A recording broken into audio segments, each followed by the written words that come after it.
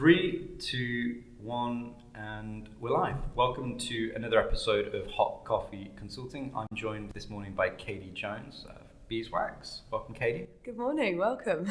My first guest that actually doesn't drink caffeine, so you're the first guest of Hot Coffee Consulting.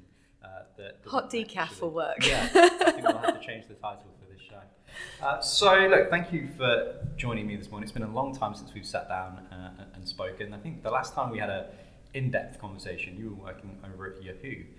So you've been to a few different places since then, and I thought we'd start by talking a little bit about you and your career and how it's progressed and the things that you've done.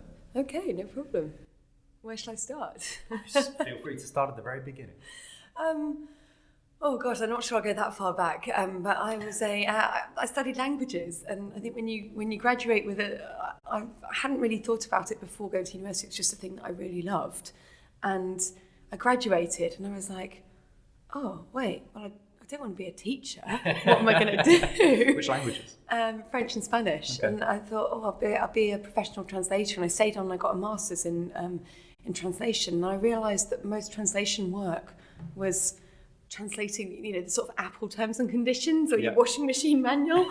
And I was like, oh no, nothing worse than that. Pretty committed though. You did a master's and everything. I got some funding for it, which helped. But during my studies, I spent a year working at a law firm, and I thought I wanted to be a lawyer. And so I got there, ready to do all this lawyering, and I thought paralegal, all that sort of thing. And I got there, and the role that they'd assigned to me for my year-long placement was to rebuild their intranet and translate it into English for the English lawyers within the business. Right. And so this is going back to 2000. So suddenly I got to the end of that, and I was like, well, I don't want to be a lawyer. I want to work on the internet. The internet's cool. Said no one ever who's coding websites. And so it kind of then when I got to graduating, I was like, well, what kind of careers can I do in the internet where I can use my languages? And I just sort of fell into advertising, and I did a few years, starting out selling classified ads, in the in B2B publications and so on, worked my way up. And then the big change came in around 2008 when I moved to London, and I took a job working at Yahoo. And I'd initially signed up to work on search, but obviously they'd just bought the Right Media Exchange at the end of 2007. That deal was completing. And so when I got there in 2008, I was doing predominantly search, but starting to do, it wasn't even programmatic then, just exchange-based buying and performance display. And over 2 or 3 years, the amount of time I spent on search slowed and dwindled, and the amount of time I spent on what became programmatic grew and grew. And so, what's it like for somebody like you then that's seen this industry and this ecosystem, I mean, not since its very beginnings, but at a very early stage, then develop over the past decade now? I mean, I'm so jealous I wasn't trying to, if I was trading media now, the tools that you have as a trader are unbelievable compared to what we were doing. I was building, I'd have 40, 50 lines on a campaign just to try and get any kind of optimization. Everything was super manual. Not a Beeswax plug. We work with a company called Meta Markets who power some of our reporting. Mm-hmm. The first time I saw it, I literally was jumping up and down on my chair being like, this would have saved me 4 hours a day. Yeah.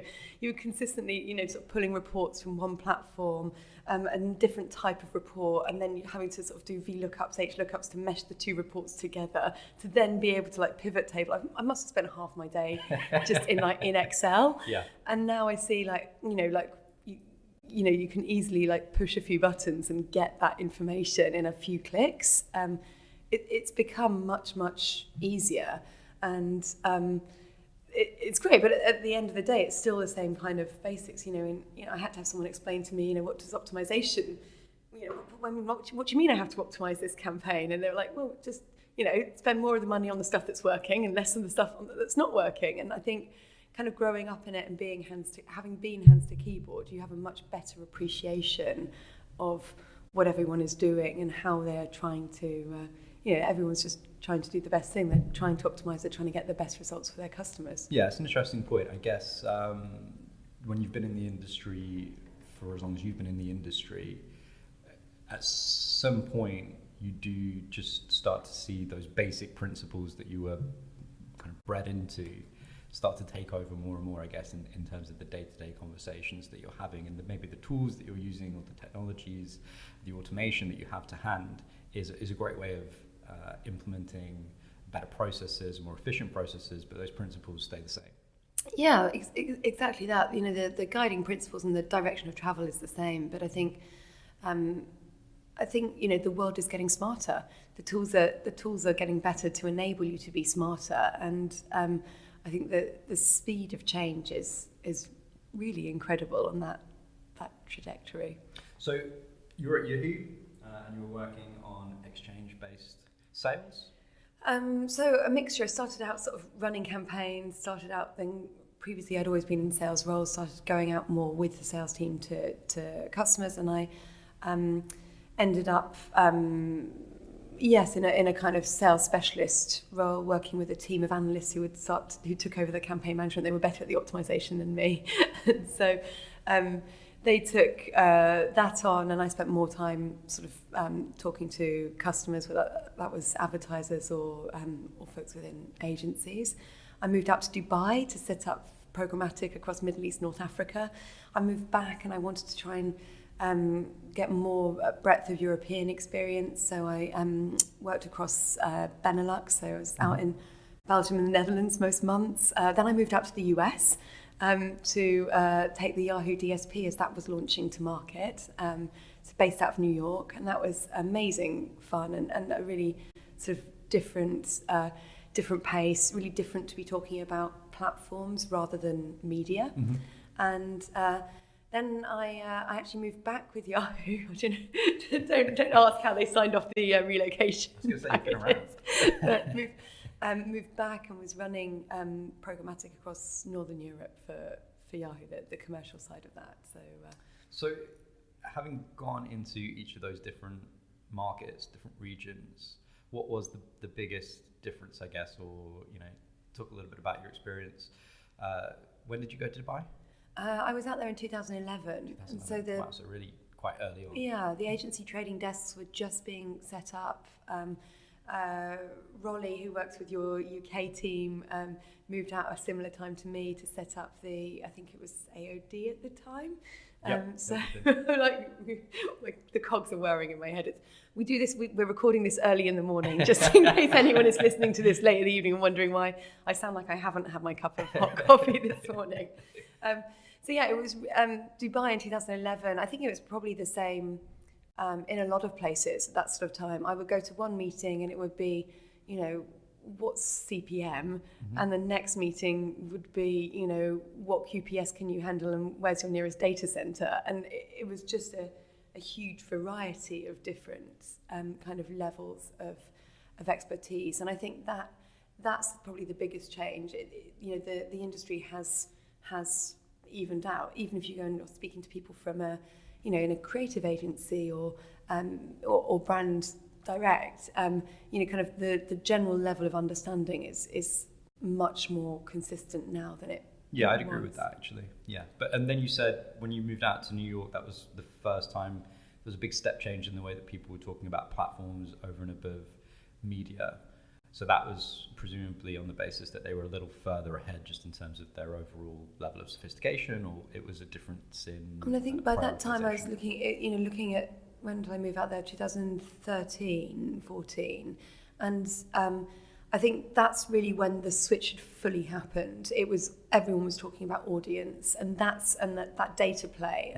And Yahoo at that time had such a strong data offering. I mean, I think any of the Verizon offering now is still strong, you know, and data-led proposition. And so I think that was probably the biggest difference. People, you know, the contextual piece had sort of, you know, that horse had bolted by then. And it's interesting now to see more people interested in context and coming back to that, you know. And yes, and that was my first time then. Working in the US, clients have a very different relationship there, and that was my first sort of time really with a much bigger focus client direct rather than sort of agency focused. There was a specific team talking about agency adoption of the Yahoo tools.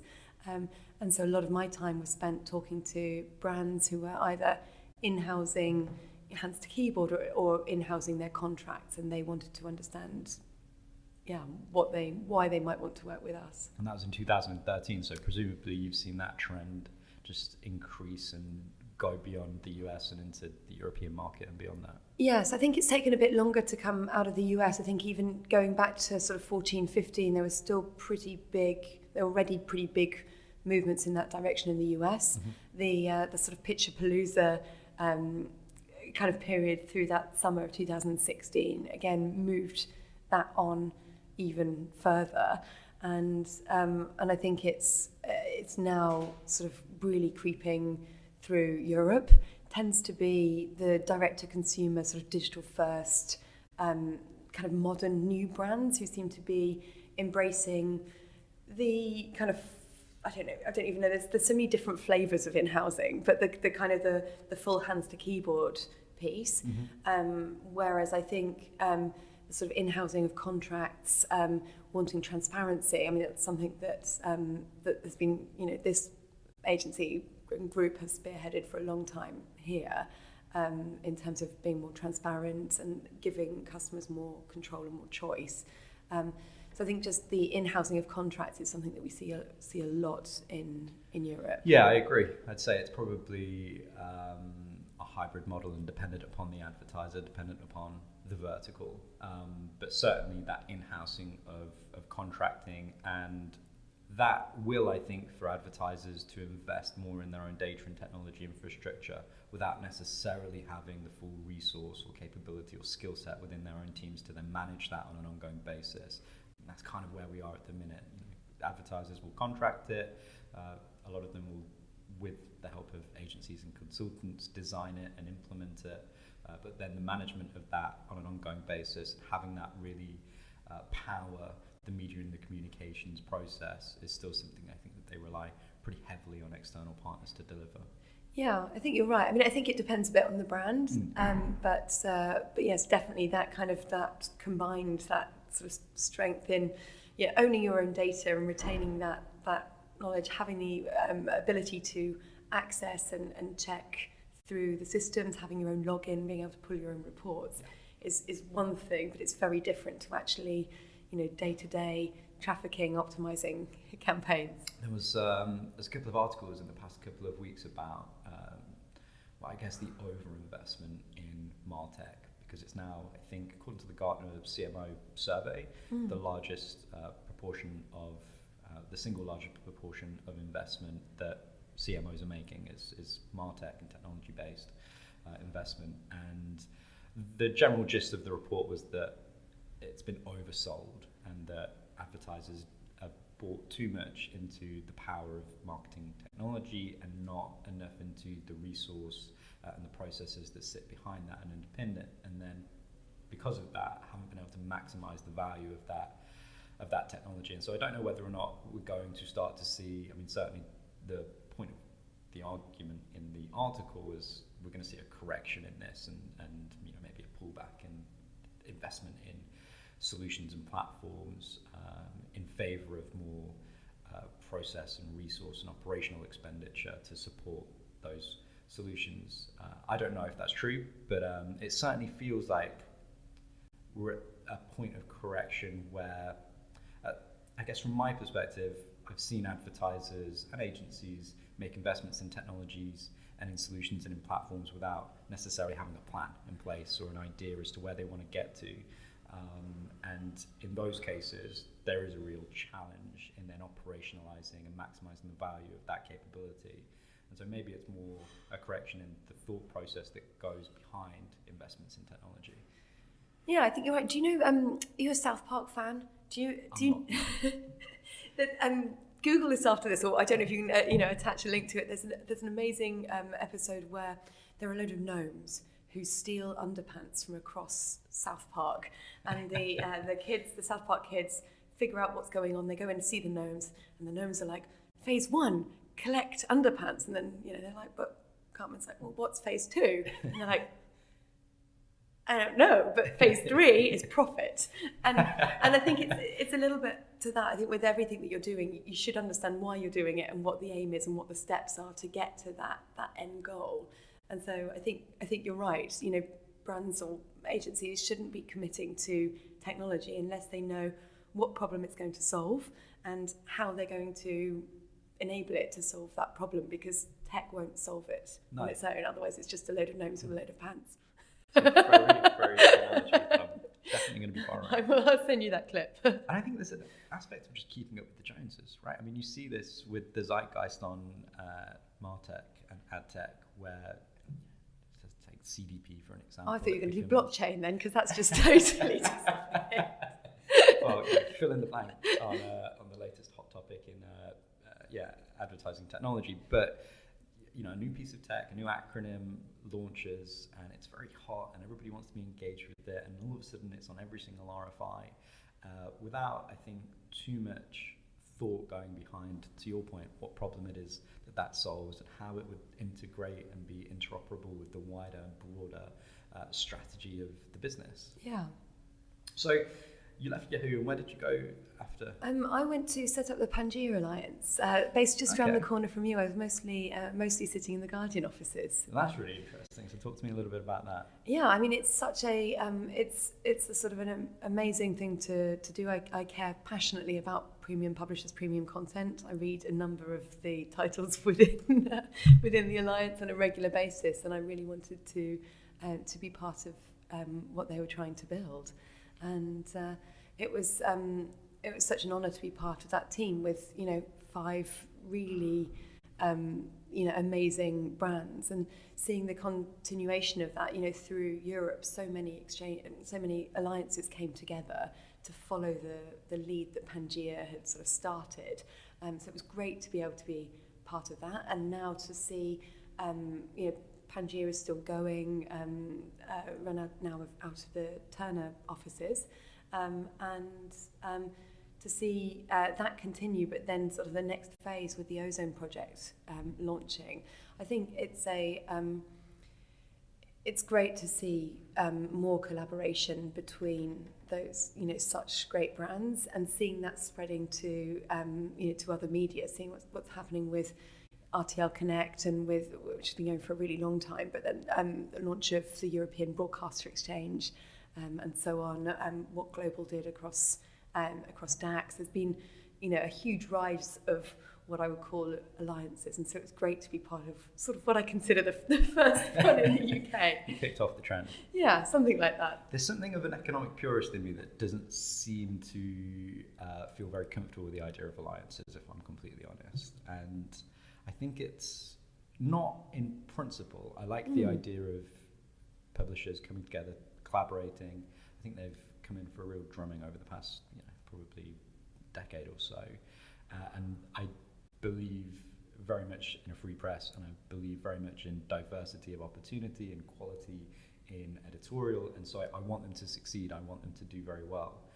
There's something about them coming together from a political and operational standpoint that's never really sat very well with me, just in terms of how they divvy up inventory and audiences, and how it actually is fulfilled through what I assume to be, and correct me if I'm wrong, a fairly political environment with these different entities, different individuals of different sizes, of different magnitudes. I just feel like the personality aspect would come into play on any of these types of things, and you ultimately wouldn't get what it is you were hoping to get to. It would break down at some point. I don't know if I'm just completely way offline there, but I mean, I think you should ask Craig and Danny to come in to do this podcast to defend what they're doing. But no, I think overall you're looking. It's all about the audience. It comes down to the data that you've got at the heart of it. If you're looking to target that audience who's engaged with current affairs, they tend to be smarter, more affluent segments of the population. Being able to target them in a quality premium context of news. We're talking about the rise of context again. I think it's something that that brands and advertisers should really be looking at, because they should want to have their their brand name associated with those titles. And there are only quality titles within, Pangea and and within Ozone. And I think it's important to value that context and that placement. I mean, I guess the argument would be, why not? I mean, if they want to collaborate, if they want to form an alliance, then that only offers you more options and opportunities. Well, ideally an easier way to access that Sure. as well. Instead of making 4 phone calls, you make one, instead of targeting 4 different deal IDs, you can target across the entire suite. Because generally, in my experience, brands are either comfortable with news or they have some kind of bugbear where they just don't want to be in a news environment. And so, assuming you're working with someone who's happy with news, if they're happy being in the Telegraph, why would they not also want to be in the Times? Sure. And what's the major differences, if there are any, between Ozone and Pangea, just in terms of the way in which it's been constructed? Because as I understand it, hearsay, but people have told me, well, Ozone's different from Pangea because Ozone's a completely separate legal entity and it's been set up in a completely different fashion to be able to do things that maybe Pangea couldn't do because it didn't have that separation of church and state. I think the industry's really moved on hugely in the last 2-3 years. So since the idea of Pangea was formed, there've been huge changes in terms of technology.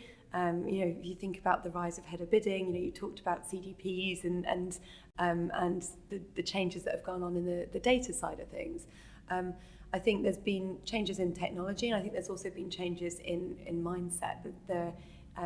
The team now at Ozone are in a totally independent space, and so there's there is more that they can do, and they are kind of, I think, taking it a step further, going a bit beyond where Pangea was able to. I'm definitely going to have one of these people come in and talk about You do. I'll make the introductions for you. Thank you very much. So Pangea, and then where did you go after Pangea? I went to Out of Home.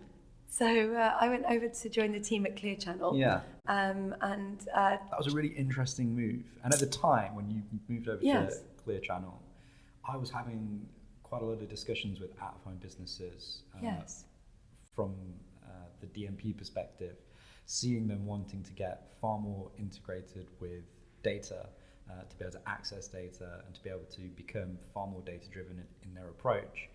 And as I was having those conversations, I think literally as I was leaving the offices of an out-of-home supplier, having had one of those discussions, I saw on LinkedIn that you'd moved over as, I think, head of innovation. Yes, I was commercial innovation director. So people were always hitting me up on LinkedIn about new LEDs or different types of screens, and I had to sort of disappointingly tell them that no, that wasn't me. I was really focused on how the inventory was traded and innovating in that direction. And I mean, it's amazing the revolution that's happened in that sector over the last few years. If you go back, 5-6 years, there were no digital panels, or there were very, very few, and it's incredibly expensive for those companies to put them in. If you think about it, you're not just, you're buying a ginormous telly that's got to stand in the street, so it's got to be able to withstand, a bus banging into it, or drunk people on a Friday night, whatever. But not only that, you've got to talk to the council. You probably have to, dig up the road or the pavement to connect power, to connect, or have some way of it connecting to the internet to access the ads that it's going to display. So there's a huge amount of infrastructure investment that's gone into making digital out of home possible and expanding that. And so it's really fascinating to then see, once you've got those digital panels in the ground, what can you do with them? Yeah. And yes, with your time in data, you'll know there's so much more that you can do when you're changing a creative every 10 seconds than if you're just posting up a piece of paper that's going to be there for 2 weeks. But ultimately why I think when people think about programmatic, I kind of think about two elements. There's the element of targeting, addressability, and that sort of making sure, right ad, right time, and so on. There's also really an element around automation and just making it easier to transact. And I think out of home stands to benefit from both of those scenarios. But I do think there's no reason why you can't start to use data better to plan even your 2-week paper out of home campaigns. Yeah, 100%. We were talking about the route survey and finding ways of trying to make that somewhat more dynamic and enrich it with other types of data. What struck me was just the huge appetite within that part of the industry for, as you said, automation, for better efficiency, for better trading models, more programmatic and digital-based trading models. And so, what was the kind of work that you were doing whilst you were at Clear Channel? What were the big focuses of the business? So I think it's quite interesting because it's actually appetite on both sides. So the buyers and sellers are super keen to automate and to make things, enable things to move faster. But there's also a huge amount of goodwill to out of home. Out of home is actually, if you look at the sort of audience sentiment analysis, out of home is consistently the type of advertising that people love the most. If you're stuck at a bus stop and you're out of data or you're out of battery on your phone, there's nothing for you to do but read an ad or look at an ad, and you almost, similarly, if you're on the tube, you don't want to have, it's literally illegal in London to actually look at someone or to make conversation. So you're relying on having something else to look at, and so it's interesting that there's also then huge appetite from advertisers to be involved in that revolution of the medium, because it's a medium that is has such a huge opportunity to it. It's beautifully huge canvases compared to the 300 by 250, whatever you're looking at online. And so the ability to make that more addressable, more relevant is certainly a huge opportunity. So we're at Clear Channel. I was looking at how do we make our inventory available. I think it's a little bit more like the process that the TV teams are going through at the moment. Programmatic kind of sprang out in the digital space on the basis that in 2005-06, publishers were barely monetizing 30% of their inventory. There was 70% that was going unsold. If you've got 70% of your inventory unsold, you'll happily sell it at 10 cents CPM, because you're still probably making an extra £1 million a quarter. Happy days. In TV, in out of home, there's no remnant. There isn't. It doesn't exist. I remember my first meeting. Within the first week or so, I sat down with the commercial team and I was like, well, what's your sell-through rate? And they're like 100%, and I was like, what? and so you're not solving for the same problem. Yeah. Certainly on the media owner side and the publisher side, as digital media grew, you've seen different trading models come about. So the rise, through 2013-14 of like the private marketplace, and then through to guaranteed deals and PGD that people talk about, and that happens a lot more now. That's come about because effectively, while supply has grown, demand has outpaced supply, and so digital is now in a much better position than it was, going back, more than a decade. I think when you look at TV or out of home, they're coming at it from the other perspective. So the opportunity is not increasing fill rate, because you can't increase above 100%. Yeah. It's really about then how do we make those ads more relevant to improve the advertiser experience, but also to improve the experience of the users in the street, and all the users, the humans in the street, the people in the street. And so it was really interesting to look at research that shows how much better users, I keep saying users, you can tell I'm back in digital, can't you? How much more people engage with content that is relevant to them. So looking at including place names, including times of day, including the environment that you're in, would really improve brand favourability, brand recall, and all of those sort of big, important objectives. And so there I was really looking at, as a media owner in that space, what is the right path? Because there was a lot of pressure to, go down the online route and just, make the inventory available on the open RTB. That's not necessarily the right solution for the media owners or for the advertisers. If you didn't book your campaign in advance and you've got a film launching on Friday, by Thursday evening, if you try and run an ad, there's no supply available. Yeah. So it doesn't work for either side of the industry. So it's an interesting, very, very interesting space. It's really interesting because obviously the direction of travel across the industry is towards automation, innovation within programmatic, etc. And I think to your point, whether or not that necessarily aligns with the overall business objective can in some cases be a point of contention. It's not always cut and dry that the faster you move towards automation, towards programmatic trading models and mechanisms, the more successful the business overall will be. It's not always necessarily the case that's true. But I'm conscious I think you're right. I think thinking about the why is important. Yes, that's a much better way of summarising. You should be in mine. I don't know about that. So I'm conscious of time. I want to make sure we get on to Beeswax, Yes. Which is where you are currently. Yes, I joined the team just over 6 months ago now in the UK. We closed our Series B at the end of last year and announced that in January.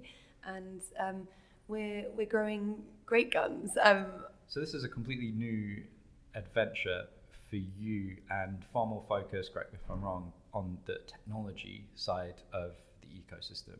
Yes, I mean, we're effectively if you were putting us in a box in the Lumascape, please don't put me in a box. We're very firmly in the DSP space, but we're very, very different to any of the legacy DSPs that exist. All of the technology has been built in the last 3 years or so, and so I started my first week and I sat down with my account manager and I said, right, James, how much time do you spend every week troubleshooting PMPs?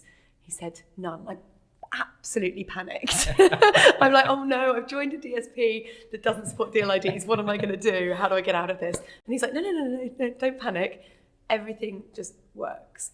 And that's the same whether we're talking about deal IDs, but also in-app environments. We can do things like in-app retargeting and so on. That's really important, as we were talking earlier, for those direct-to-consumer digital-first brands who often have an app-led business.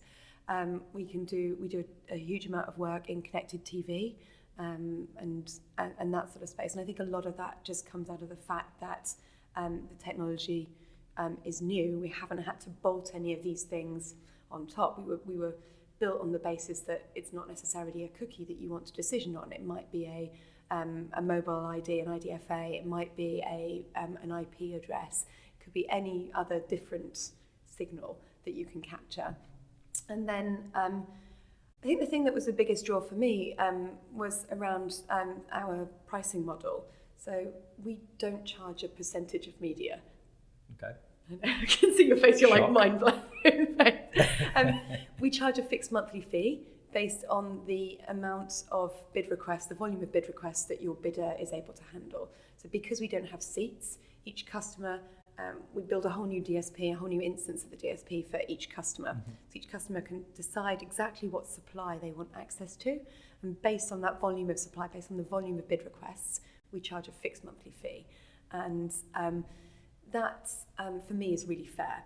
I think that the realization I had moving from Yahoo to Pangea was that the entire programmatic ecosystem up to now has been set up to penalize premium. If you go and you buy an ad, and these are not accurate or real prices, let's just use imaginary numbers. If you go and you buy an ad on Yahoo at $1, and you go and you buy an ad on the FT at $50, you're going to pay your DSP for executing that transaction I'm going to use industry average, right? The Trade Desk just came out saying they're making 20% margin in their latest results. So you, in that scenario, you would be paying for the Yahoo impression, you'll pay 20 cents. Mm-hmm. For the FT impression, you would pay $10. It costs the DSP exactly the same amount to render an MPU in either space. Why would there be such a huge difference in terms of what you're paying your platform to deliver? It just doesn't make sense, and it's just not fair.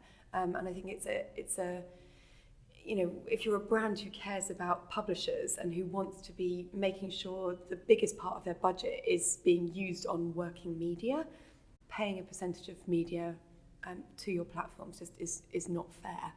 And that was one of the biggest deciders in me getting involved with and joining the team at Beeswax, to be able to make a difference to how the industry operates. Yeah, well, I mean, you make a very strong case. Beyond the commercial model and the accountancy metrics, what are the major differences in the way that Beeswax operates, and who is it fair to compare Beeswax to? Just for the purposes of comparison, is it fair to compare them to, say, a Trade Desk, or is it fairer to compare them to an IPONWeb? There's kind of no one who does exactly what we do, so it's really hard to say where we sit. I think the other huge difference, apart from our billing mechanics, is around our ability, but again, because we don't have seats, bringing the ability for an advertiser to bring their own algorithm to determine the price and the creative that they're entering into the auction. Mm-hmm. And so for about 50% of our customers actually do that.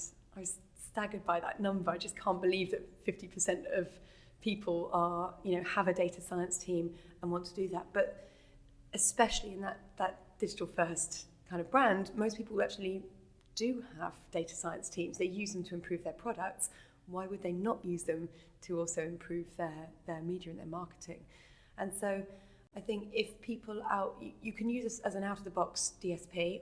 It takes us a day to build a bidder for someone. Don't tell my tech team that. Official SLA, 48 hours. So if you signed a contract, you wanted to use us, you could use us out of the box using our own algorithms, the very next day. So you can use us as you would use any other DSP, but just with a very different pricing model and better control over the supply that you have access to. Or if you were perhaps someone who, I don't know, if you went back five to sort of 10 years, you see people who were actually building their own DSPs. Mm-hmm. If you want to have, by building your own DSP, the reason that people do that is that they want to control the price they're putting into the auction. Building your own DSP will take you 6 months to a year.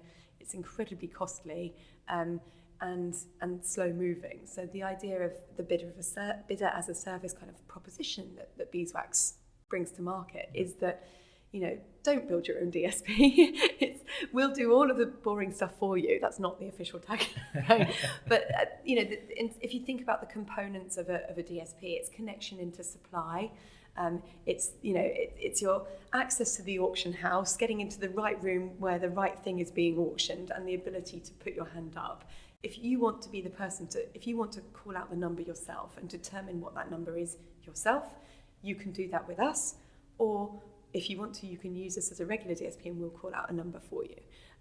But those two ways of working kind of put us in a very, very unique space. Do you think it's, is it fair to say that your solution is best suited to those advertisers and maybe agencies as well that are a little further ahead in their thinking around RTB and programmatic? I mean, just that statistic, 50% of the clients that you have bringing their own data sciences capability, bringing their own algorithms, that just from an outsider looking in would lead me to believe that you're talking about a more sophisticated client than the average, let's say.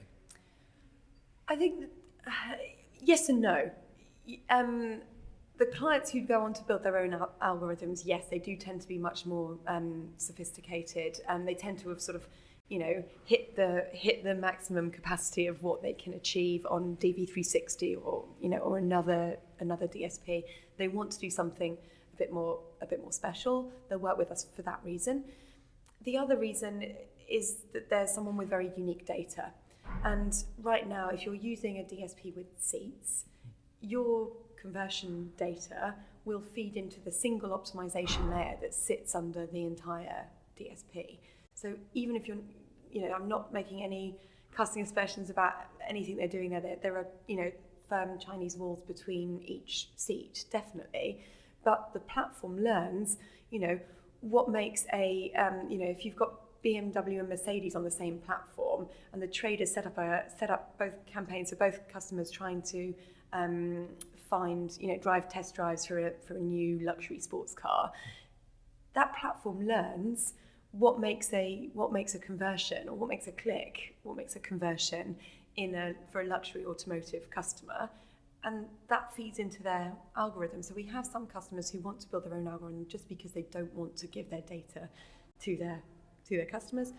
Other people just want to work with us because they're buying at scale and paying. If you're buying a lot of video, paying anywhere but 15 to 20% to a platform to do that for you, it's bonkers. It's far too much money. Just doesn't make sense when you're looking at CPMs of 15 20 quid. Why on earth would you pay a 15 to 20% fee on that? Yeah, and I read an article the other day, and you're more of an expert in this field than I am, so you'll probably have to interpret my line of questioning. But excuse me, does your platform help people get around this issue where DSPs that have multiple seats can effectively decide to ignore certain bids through their own platform in favor of altering the overall auction mechanics? So the general gist of the article is the fact that if you had, let's say, a second price auction model, and you had one advertiser on one of your seats that was willing to pay $10 for an impression, and then you also had another advertiser on another seat within your DSP that was willing to pay 8, and then 6, and then 5, and so on and so forth, you could effectively ignore some of those bids in the middle of the pile in order to ensure that the second price that you're ultimately going to pay was towards the lower end of the scale. I'm not sure if that makes any kind of sense at all. Yeah, exactly.